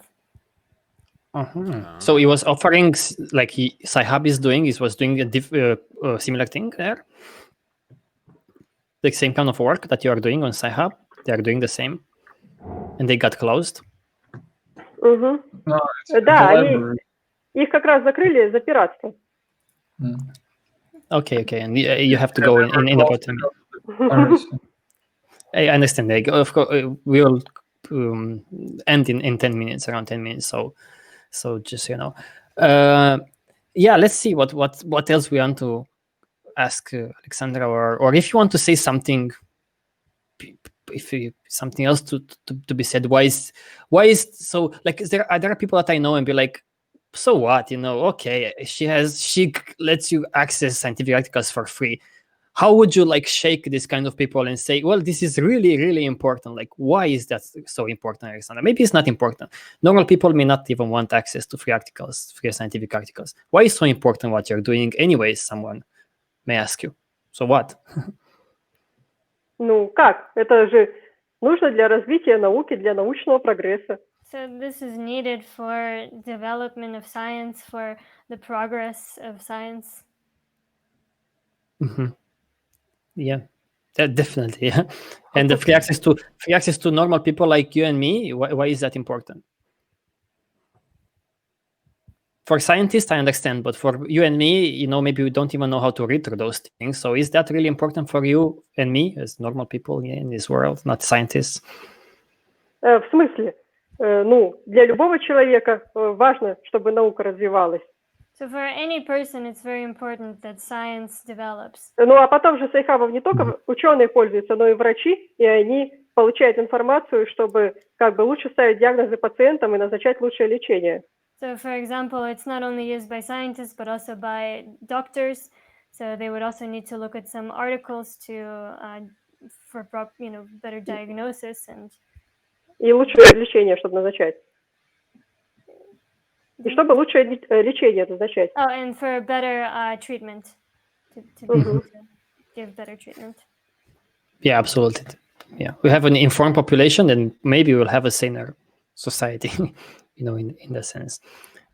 Cody, Sasha, Dima, you have any other questions for Alexandra? Hey, we got to cover the hive mind. I'm happy. Hive mind. Let's not go there because it's a huge subject. So we need more than 10 minutes probably to explain that. But you work on this. You work on these kind of things. You can say in a few minutes if you want, what is that thing that you're working on or you worked on. This hive mind, this idea of what was that about? I didn't get that interface. No, she was talking about then just Neuralink, and that's where we're kind of trending toward. You work on this, or you worked in the past? It's your thesis, basically? It was your thesis? Не, мой тезис, как бы, мой диплом был про то, чтобы можно было пароль силой мысли вводить. It was actually about how you can put in a password by using your thought. The heat from your brainwaves, the brainwaves. What do you mean?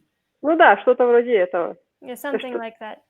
Надевается шапочка на голову, и она сканирует как бы вот мозговые волны, и это вместо пароля используется для логина в компьютер. Ну, по типу отпечатка пальца, но это отпечаток мозга. So it's kind of like a fingerprint, but a print of your brain. So you have a hat and it registers like the waves, right? And you can perhaps use that to open up a computer or phone. I mean, they already use that, right? For exoskeletons and controlling arms, robotic arms, and even moving a cursor on the screen or do other things, right? The brain patterns they are used.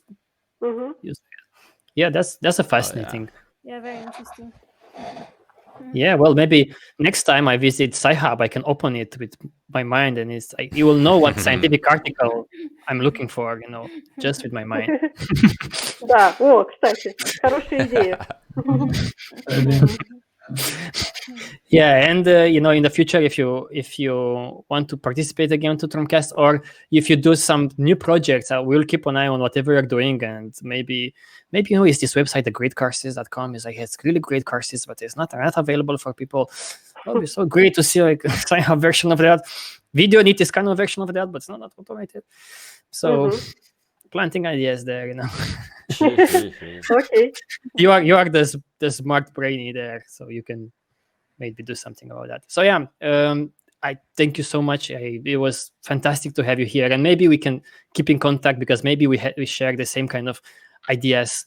And who knows? If you answer all of the emails, I've heard that in an interview of yours. You said you looked through all of the emails, which is like, oh, really? Okay, that's great. I'll send you more, Alexander. Don't let people know. Yeah, no. Yeah, I hope you enjoyed and a bit here and there at least, and yeah. Thanks so much. Yeah, thank you for Thank participating. you. And let's keep in touch. Спасибо. Spasiba. We are going to stay for a bit for do other things, but if you want to leave, it's fine. Okay. Thank you. Thank you so much. Thanks. Nice. Okay. We are a few minutes. I'm hungry. Okay, so you're still live, okay? You didn't close the connection, right? No, we're good. We're good. Okay. Because I wanted to yeah, it was interesting, to have Alexander here and answer a bunch of questions. It's hard to I've seen a bunch of interviews with her before, and I got a bit oversaturated because I was like, what am I going to ask now? The same questions. No, it's difficult. Right. Difficult. Okay, but yeah, I wanted to say a few words about if you can open the TROM site campaign for TROM2 documentary, comsite.com/TROM2. Okay. Yeah, /TROM2. And zoom out a bit. Loading. So yeah, I started this campaign now. I was working on TROM2 for the past few months on the script, and I wanted to make a live about this to just explain a bit more about my ideas of this documentary. I'll just share for a few minutes now what I want to do with this. So yeah, I was struggling in my head. I was like, I want to create something for people to watch. It's much easier for people to just fucking sit down and watch a video than read a 1,000 pages book. I fucking get that, right? So many people read books anyways. So I wanted to make a short documentary, an hour or 2 hours long, to explain this idea of trade as the origin of most problems, but I cannot fucking focus on the 1 hour documentary. I fucking cannot, and I made the script and it became larger, bigger and bigger. And I'm like, I'll do the same that I did with the first TROM documentary. It will be like a huge documentary explaining what I want to explain, the world from my perspective. But here's the interesting thing. At the end of it, I'll make like I made in first TROM documentary. Is going to be like the end was react, basically taking all of that we learned and making people react to the fucking information. And at the end, I'll make a part that can stand on its own.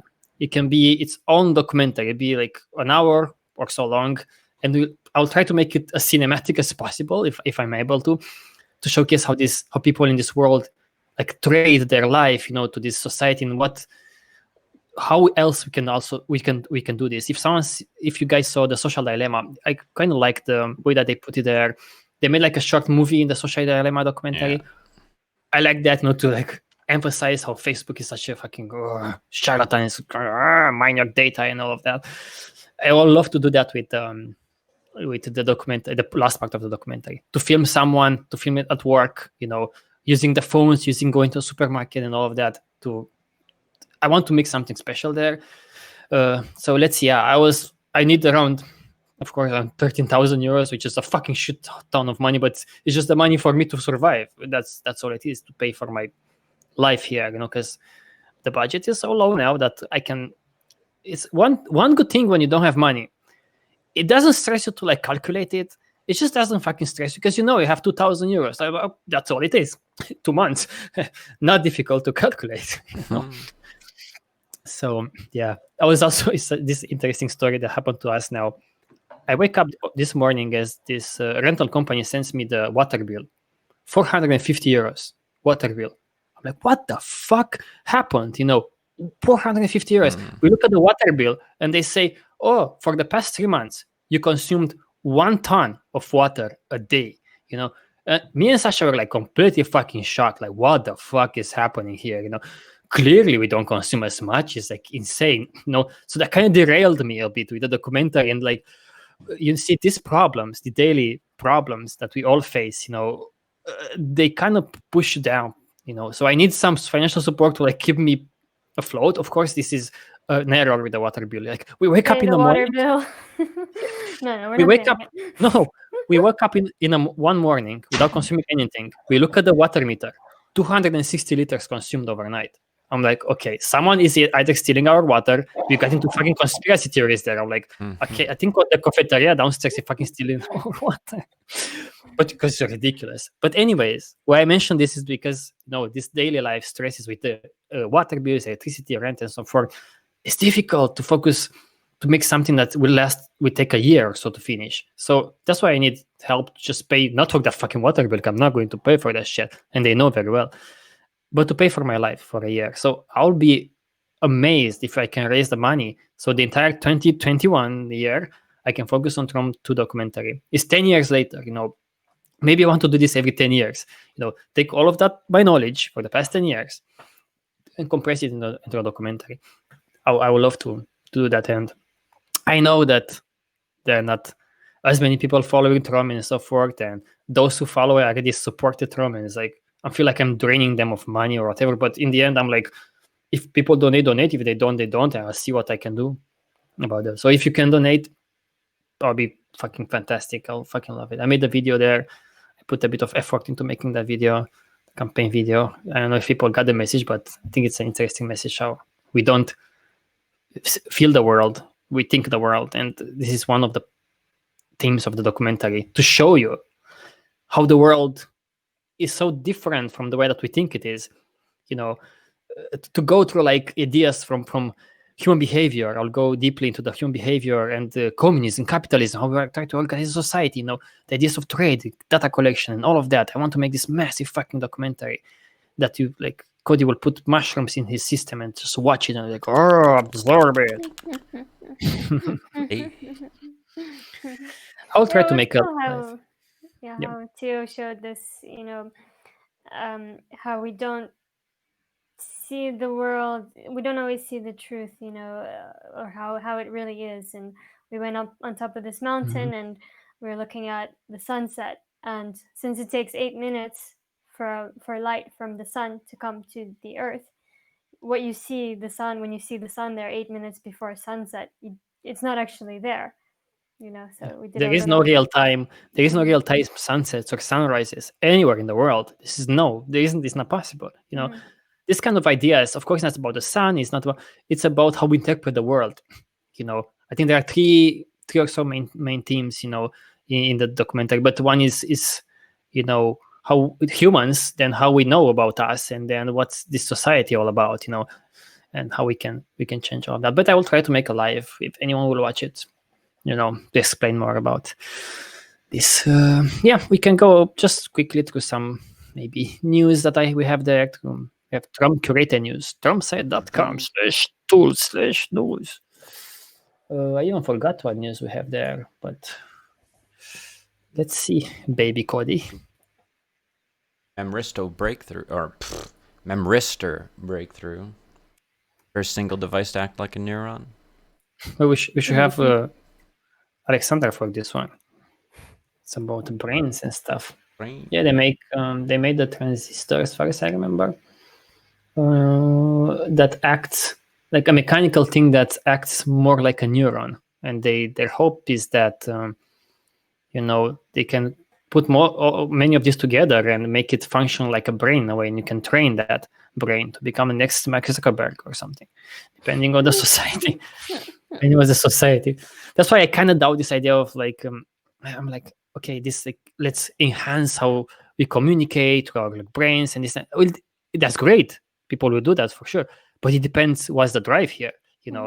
Probably Facebook wants you to just watch ads. Yeah. You can take the internet as an example. If you told people 50 years ago, oh my God, there's just going to be this thing, the internet's going to connect everybody in the world instantly. They're going to be like, wow, humanity is going to improve so much. Things are going to get so great. And I don't really see that. Do they? Yeah. Do they? Or do they just get each other to sell and buy more shit? For every Sci Hub, I'm amazed by such projects. I always promote them. But for every Sci Hub, there is a Facebook out there somewhere. For every archive.org, there is a YouTube out there. So as long as we have this trade-based society, we will trade ourselves into unexistence. What we have now? So did you discover waters in your room, Cody, or it's on Mars? Or is that yes, Mars. More liquid water found on Mars. Under Mars. Yeah, it seems to be a lot of fucking water. Imagine there was life both on Venus and Mars. Yeah, because last time we were talking about Venus. Yeah. Hopefully they will develop better than on Earth. But it's funny how even in my lifetime, I remember they're saying, oh, on Mars, no more water. Sorry about that. Probably back in the days, not now. But now it's like, of course there is water on Mars. What the fuck? How could you be so... But you know what's bad? The water is bad for? Whales. It's bad for whales sometimes when it's little water. Because 88 whales were rescued for Australia's worst mass beaching event. Did you know that these things happen? Like whales go a bit crazy and then they're like, oh, look at this, it's warm water. And then one of them is like, oh, I can touch the sand. And then the other one is like, oh, I can breathe air. And the other one is like, oh, I cannot fucking move anymore. 88 whales. Yeah. They got beached. Yeah. It's yeah, imagine how they understand why they get like mass beached. So yeah, but not they just like one whale getting but beached, it's a lot of them. But they rescue 88, but then they say a crews prepare to remove 380 decomposing carcasses from the shallows of Tasmania state. 380 whales. They wanted to try like new fucking things. That's not how you do it. They're little whales though. They're like dolphins, aren't they? Are they? I don't know. Yeah. What are they? What are these whales? I don't know. They don't look that small, but I mean they're like 4 times bigger than humans, as far as I see in this photo here. But yeah, well, a beached whale. I saw this video. Yeah. Yeah, no, go ahead. I saw this video once with a beached whale. Sometimes it happens, even with large, huge whales. And what happens is that it's funny how, we are used to this world being like, oh, on land is so okay. But it's not for these creatures. These creatures on land, why do you think they die? Because their organs crush. They crush their own organs, for fuck's sakes. It was this whale, and it was inflating with internal gas or whatever. It's becoming bigger, bigger, bigger. And someone had this stupid idea to like, well, we cannot move it because it's so fucking big. Let's put dynamite under the fucking whale. And the video is online. It's a very weird video. And they put dynamite and exploded. And then pieces of the whale spread in the entire town. And they were falling down from the sky, pieces of whales, like on cars, on people, blood everywhere. It's a video, like it's a fuck, because they were filming from a TV station. Oh my God. Okay. Another news is from do you remember there was a big fuss about this Cambridge Analytica? Everybody was like, oh my God, Cambridge Analytica, they do so much bad. What the fuck happened to that? Nothing. This article kind of shows like, people behind Cambridge Analytica have other companies and they still continue to do the same shit. This time for governments. I didn't know this. I'm not surprised, but military, even from Canada, I think there are many examples there. They want to influence people. So it's not a conspiracy. And they pay for courses on how to influence people from whatever outcomes, people in other countries, people in their country, and they pay for courses. It's expensive. It's tens of thousands of dollars per course. And these guys from Cambridge Analytica, or the companies that they own, they go to governments and teach them how to change behavior. It's not even proven that it kind of works or whatever, but just so you know, these things happen. It's not a conspiracy or anything. It's just whatever the fuck it is, So, yeah. And for those who like Apple, people are... I got a bit annoyed with the Social Dilemma documentary when these guys were like... I think in the interviews afterwards, they were like, oh, but look at Apple. No, Apple is much better. Apple doesn't sell you the data. It's not in the business of selling the data or putting ads, and they make better products. I pay for it. It's mine. This article showcases how Apple is such a bully. Of course it is, but with applications in the App Store. How do you call that? Apple Store. In the Apple Store, I didn't know this, but if you have an app there and you sell shit, you have to sell it through Apple. They don't let you. So you cannot fucking sell it to somewhere else. You sell it through Apple Pay, and Apple Pay gets 30%, I think, of your whatever you sell, which is fucking huge, 30%. And this article showcases how even WordPress or Proton Mail and others who wanted to be free there on the Apple Store, but they were selling some stuff on their website, they're not allowed to do that. It's like, you're not allowed to have a free app here and sell shit on your own website, like premium subscriptions. You're not. So they force you to like either that or you fuck off, because you have such a huge market, right? So there are different kinds of bullies. That's why I don't think that it's better or worse to like use a model of subscription versus a model of ads or data collection. All of them will pollute in the end, will pollute you. They will. Are there no free apps in Apple Store? Or it depends. If you don't sell anything somewhere Maybe else? If you don't sell anything, completely anything. But if you sell something, you have to sell it through the Apple Store, as far as I understand. Yeah, is the rule there. Muy bien. So yeah, and it's also, restricting access to all kinds of stuff, to digital stuff that could otherwise be accessible to people, could help people. Apple doesn't care. I think they released a new phone. I saw that by mistake somewhere. Well, Cody knows. Oh, I saw the ads too. Didn't they stop with the number thing? Didn't they have like an X? Yeah, they had the X, but now it's 12. And then they're like, oh, get back to numbers. That's right. Numbers are in trend. Wait until they bring the physical keyboard back. That would be like the Apple rebirth innovation. The keyboard is back. Ooh. Maybe the fanboys, Apple fanboys. Yeah, have one. That's why they removed them now. Yeah, right. They remove them now and then they put them back one by one. Okay, and we have our last news. It's about there are all kinds of pirating streaming websites, so you can pay to host your websites, and whatever you host their websites there. It's like these people are illegal, you might say, but they make a business out of it. Anyways, they hack each other now for like whatever purposes, because they are competitors. Even in that niche, of being a pirate, if you make some money, another make more money than you, it's like, fucking hack them, motherfuckers. And these guys hack these motherfuckers, and they ask now for 1 Bitcoin in order to restore their fucking whatever. And I want to check that because it's funny, because we see more and more examples of Bitcoin being used exactly like money is used. It's the same fucking shit, Cody, Bitcoin is the same fucking shit. It's digital and the value fluctuates insanely.